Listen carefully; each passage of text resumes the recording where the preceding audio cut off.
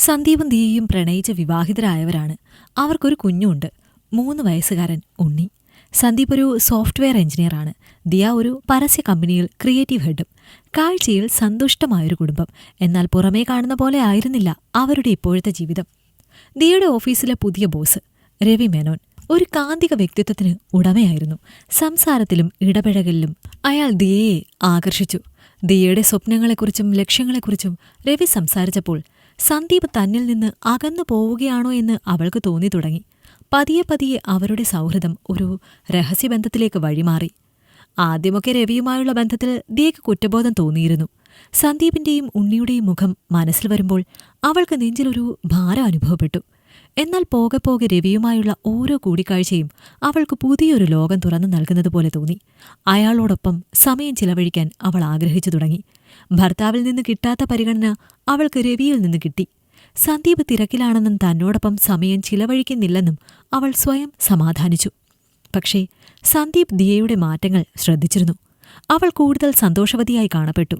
ചിലപ്പോൾ ഒരുതരം നിഗൂഢത അവളുടെ കണ്ണുകളിൽ തങ്ങിനിന്നു. അവനുമായുള്ള ദിയയുടെ സംഭാഷണങ്ങൾ കുറഞ്ഞു. രാത്രികളിൽ അവനോടൊപ്പം സ്വകാര്യ നിമിഷങ്ങൾ പങ്കുവയ്ക്കാൻ മടിച്ച് അവൾ പെട്ടെന്നുറങ്ങാൻ ശ്രമിച്ചു. അതോടെ അവന്റെ മനസ്സിൽ സംശയത്തിന്റെ വിത്തുകൾ മുളച്ചു തുടങ്ങി. എന്നാൽ ദിയയെ അവൻ അത്രയേറെ വിശ്വസിച്ചിരുന്നതുകൊണ്ട് ആ ചിന്തകളെ അവൻ മനസ്സിൽ നിന്ന് മാറ്റിവെച്ചു. ഒരു ദിവസം സന്ദീപ് ഉച്ചഭക്ഷണത്തിന് വീട്ടിലേക്ക് വന്നു. അന്നവന് ഓഫീസിൽ നിന്ന് അല്പം നേരത്തെ ഇറങ്ങാൻ കഴിഞ്ഞിരുന്നു. ദിയയുടെ കാർ വീട്ടിലുണ്ടായിരുന്നു. അവൾക്കിന്ന് വർക്ക് ഫ്രം ഹോം ആണെന്ന് അവൻ ഓർത്തു. വാതിൽ തുറന്ന് അകത്തേക്ക് കടന്നപ്പോൾ വീടിനുള്ളിൽ ഒരുതരം നിശബ്ദത. ഉണ്ണിയുടെ കളിച്ചിരിയില്ല, ദിയയുടെ പാചകത്തിന്റെ മണമില്ല. അവന്റെ മനസ്സിൽ ഒരു ചെറിയ ആശങ്ക തോന്നി. അപ്പോഴാണ് ബെഡ്റൂമിൽ നിന്നും അമർത്തിപ്പിടിച്ച ശബ്ദങ്ങൾ അവൻ കേട്ടത്. സന്ദീപ് ശബ്ദമുണ്ടാക്കാതെ ബെഡ്റൂമിന്റെ അടുത്തേക്ക് നടന്നു. വാതിൽ അല്പം തുറന്നിരുന്നു. അകത്തുനിന്ന് നേർത്ത സംസാര ശബ്ദം അവൻ കേട്ടു.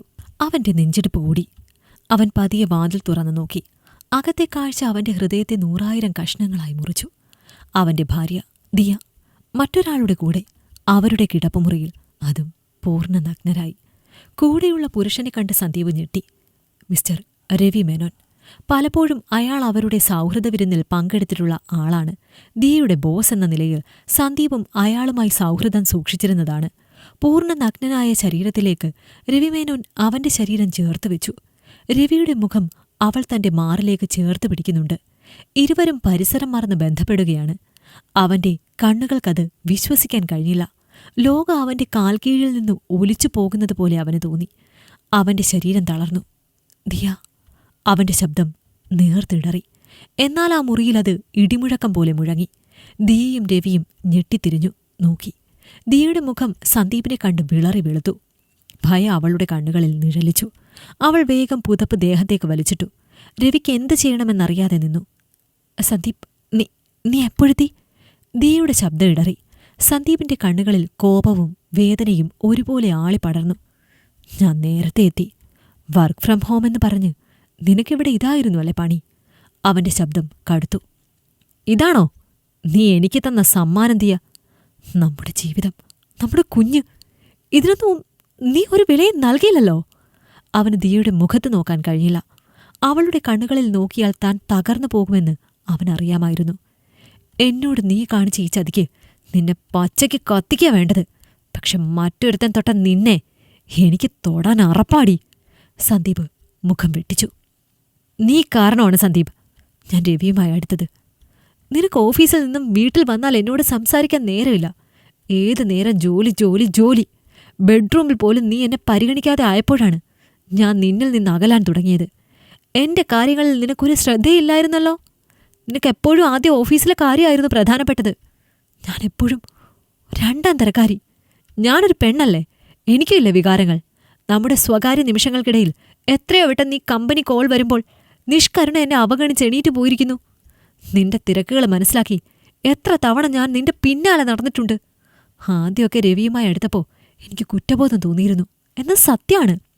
പക്ഷെ നിന്റെ പെരുമാറ്റം കണ്ടപ്പോൾ എനിക്കും ചായാനൊരു തോൾ വേണ്ടേ സന്ദീപ്? എന്റെ ഭർത്താവായ നിനക്ക് എന്നെ ഏതെങ്കിലും ഒരു രീതിയിൽ തൃപ്തിപ്പെടുത്താൻ കഴിയാതായപ്പോൾ ഞാൻ അതിന് പരിഹാരം കണ്ടുപിടിച്ചു. അതിന് നീ ഇത്ര ഇമോഷണൽ ആവേണ്ട കാര്യമില്ല.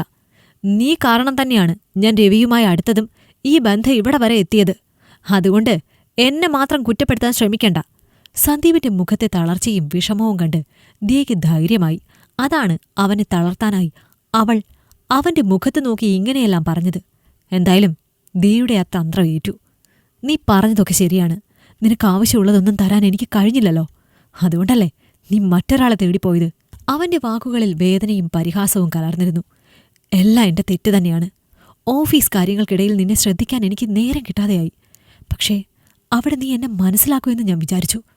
എന്നാൽ എനിക്ക് തെറ്റിപ്പോയി. എനിക്കിപ്പോൾ ബോധ്യമായി. ഇനിയിപ്പോ നീ നിനക്ക് ഇഷ്ടമുള്ളതുപോലെ നടന്നു. ഞാനും എൻ്റെ മോനും നിനക്കൊരു ശല്യമായി നിൽക്കുന്നില്ല. എന്നിൽ കുറവുകൾ പറഞ്ഞ് നീ മറ്റൊരു പുരുഷനെ കണ്ടെത്തിയതിന് ഞാനെൻ്റെ കൊച്ചിനെ നിനക്ക് വിട്ടുതരില്ല ദിയ. അത്രയും പറഞ്ഞുകൊണ്ടവൻ തിരിഞ്ഞു നടന്നു. എന്തായാലും അവൻ സ്വയം ഒഴിഞ്ഞുപോയത് നന്നായി. നിനക്ക് ഞാനുണ്ട്. രവിമേനോൻ ചേർത്ത് പിടിച്ചു. ഒരു വലിയ പ്രശ്നം അങ്ങനെ അവസാനിച്ചതിൽ അവന് ആശ്വാസം തോന്നി. ആ നിമിഷം തന്നെ സന്ദീപ് തൊട്ടിലിൽ ഉറങ്ങിക്കിടന്നിരുന്ന ഉണ്ണിയെയും എടുത്ത് അവന്റെ മാതാപിതാക്കളുടെ അടുത്തേക്ക് പോയി. പിന്നീട് ഒരിക്കലും ദിയെക്കുറിച്ചോർക്കാൻ അവൻ ശ്രമിച്ചില്ല. അവന്റെ മനസ്സിൽ ആ കാഴ്ച മാത്രമായിരുന്നു. അവന്റെ ജീവിതം, അവന്റെ വിശ്വാസം എല്ലാം തകർന്ന് തരിപ്പണമാവുകയായിരുന്നു. പിന്നീട് നടന്നതെല്ലാം വളരെ പെട്ടെന്നായിരുന്നു. സന്ദീപ് വിവാഹമോചനത്തിന് അപേക്ഷ നൽകി. മാസങ്ങൾ കടന്നുപോയി. കോടതി അവർക്ക് വിവാഹമോചനം അനുവദിച്ചു. ഉണ്ണിയുടെ സംരക്ഷണം സന്ദീപിന് ലഭിച്ചു. ദിയയ്ക്ക് ഉണ്ണിയെ കാണാനുള്ള അനുമതിയും കിട്ടി. അവരുടെ പ്രണയകഥയുടെ അവസാനം ഒരു കണ്ണീർ കഥയായി മാറി. സന്ദീപിന്റെയും ദിയയുടെയും ജീവിതത്തിൽ പുതിയ അധ്യായങ്ങൾ ആരംഭിച്ചു. എന്നാൽ പഴയ മുറിപ്പാടുകൾ മായാതെ അവന്റെ ഉള്ളിൽ എന്നും അവശേഷിച്ചു. സന്ദീപുമായുള്ള ഡിവോഴ്സിന് ശേഷം ദിയ രവിമേനോനെ കല്യാണം കഴിച്ചു. മിന്നുന്നതെല്ലാം പൊന്നല്ല എന്ന് അയാളുടെ ജീവിതത്തിലേക്ക് കടന്നുപോയതിനു ശേഷമാണ് അവൾക്ക് മനസ്സിലായത്. രവിമേനോന് പല പെണ്ണുങ്ങളുമായി വഴിവിട്ട ബന്ധമുണ്ടായിരുന്നു. അത് കണ്ടുപിടിച്ച് ചോദ്യം ചെയ്യാൻ ശ്രമിച്ച ദിയയെ രവി ഒരുപാട് തല്ലി. രവിയോടൊപ്പമുള്ള ദുരിതം നിറഞ്ഞ ജീവിതം സഹിക്കുകയല്ലാതെ അവൾക്ക് വേറെ വഴിയുണ്ടായിരുന്നില്ല. അപ്പോഴാണ് സന്ദീപിന്റെ കൂടെയുള്ള ജീവിതം സ്വർഗതുല്യമായിരുന്നു എന്ന തിരിച്ചറിവ് ദിയയ്ക്കുണ്ട്. കഥ നിങ്ങൾക്കിഷ്ടമായെങ്കിൽ ലൈക്ക് ചെയ്യൂ. നിങ്ങളുടെ അഭിപ്രായങ്ങൾ കമന്റായി രേഖപ്പെടുത്തൂ. കൂടുതൽ കഥകൾ കേൾക്കാൻ ഈ ചാനൽ സബ്സ്ക്രൈബ് ചെയ്യൂ.